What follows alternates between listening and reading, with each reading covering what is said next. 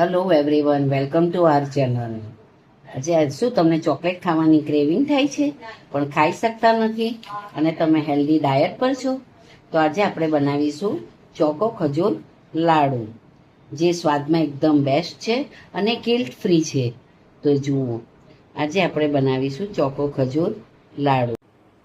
ચોકો ખજૂર લાડુ બનાવવા માટે જરૂરી સામગ્રી: 1 કપ સત્તુ પાવડર, 1 કપ ખજૂર, 1 કપ કોપરાનું ખમણ, 1 કપ આપણને જોઈશે milk powder, 3 tablespoon cocoa powder અને 1 કપ મિક્સ સીડ્સ, જેમાં આપણે ફ્લેક્સ સીડ્સ છે, પછી સનફ્લાવરના સીડ્સ નાખ્યા છે, પમ્પકિન સીડ્સ નાખ્યા છે, પછી મેં એમાં બદામ, તલ, ચિયા સીડ્સ બધું જ નાખ્યું છે. ટોટલ મેં 1 કપ લીધું છે, 1 કપ સીડ્સ લીધા છે, જેને આપણે રોસ્ટ કરીશું.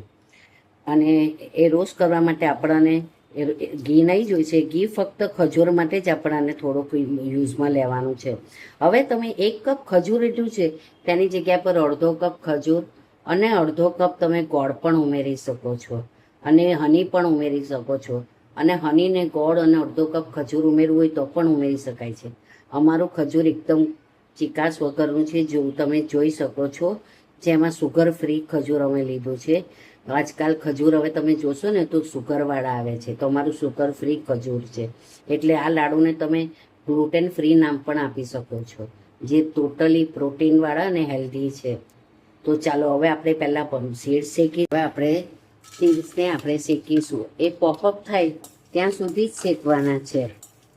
થોડીક વાર માટે આપણે સીડ્સને શેકીશું. જો તમને દેખાય છે ને આમાં સીડ્સ બધા, જોઈ, તલ, ચિયા સીડ્સ, ફ્લેક્સ સીડ્સ દેખાય છે ને તમને? આપણે દેખાય ત્યાં સુધી, પોપઅપ થાય ત્યાં સુધી જ શેકવાના છે. જો આ સરસ મજાનું રોસ્ટ થઈ ગયું છે. હવે આપણે કોપરાનું ખમણ, સત્તુ પાવડર, હવે આપણે કોપરાનું ખમણ પણ ડ્રાય રોસ્ટ કરીએ. આ જરાક ભેજ ઉડી જાય એટલે એ બધી વસ્તુ લાંબા સમય સુધી રહી શકે, એના માટે આપણે આ રોસ્ટ કરવું જરૂરી છે.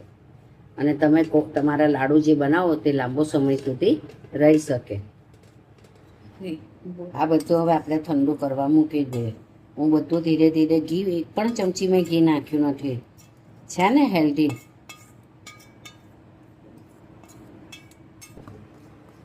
હવે એ જ વાસણમાં આપણે સત્તુ પાવડરને રોસ્ટ કરીશું.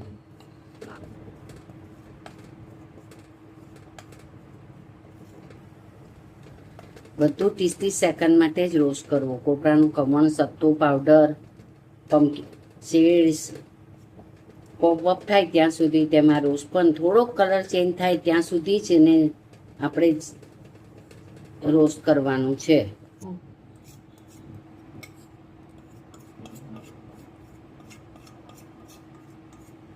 મિલ્ક પાવડરને પણ આપણે થોડોક રોસ્ટ કરી દેવાનો છે, જરાક 30 સેકન્ડ માટે જ આપણે. હવે આ સીડ્સને આપણે અટકચરા વાટી દઈશું.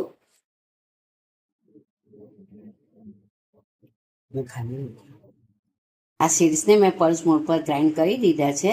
આ ટાઈપ આવી રીતે કરવા, પલ્સ મોડ પર. હવે આપણે 1 ચમચી ઘી નાખીને ખજૂરને રોસ્ટ કરી. મેં કોકો પણ થોડો રોસ્ટ કરી દીધો છે, એટલે મેં બધા જ ઇન્ગ્રેડિયન્ટ્સ રોસ્ટ કર્યા છે. કોકાને પણ મેં રોસ્ટ કરી દીધું છે, અને એમાં જ મેં આ ખજૂર 1 ચમચી ઘીમાં રોસ્ટ કર્યું છે.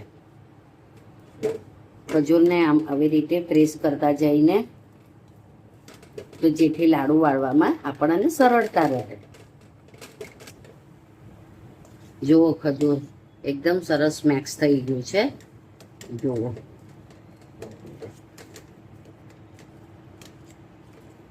આપણે થોડા ગ્રાઇન્ડ કરી દઈશું. એક જ પલ્સ જ મોડ પર એક જ વાર ફેરવવાનું છે, એટલા જ ગ્રાઇન્ડ કરવાના.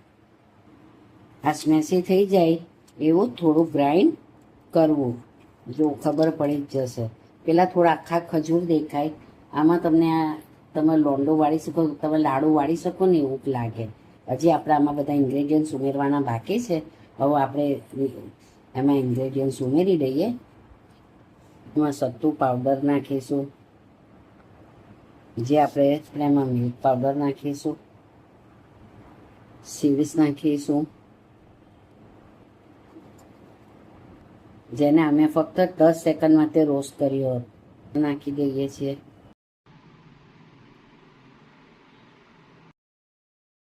રેડી થઈ ગયા છે આપણા ચોકો ખજૂર લાડુ, જે સ્વાદમાં એકદમ બેસ્ટ છે અને સૌને પ્રિય થાય લાગે એવા છે. નાના બાળકો પણ ખાઈ શકે અને મોટાથી પણ ખવાય એવા બેસ્ટ લાડુ છે આપણા.